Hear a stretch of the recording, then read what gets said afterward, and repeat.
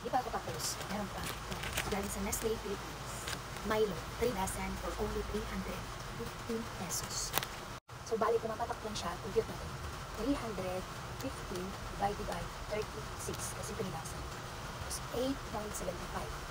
Compare dun sa nabili ko sa grocery, ito siya. Last 2 stocks ko na lang to. Ibibenta ko siya ng 11 pesos ang isa. Yung last 2 stocks ko na yun, nabili ko yun sa grocery. Hindi ko na matandaan kung sa Pure Gold or sa isang grocery store dito sa amin, malapit sa amin. Nasa 94 pesos per 10 pieces. So, mas mahal.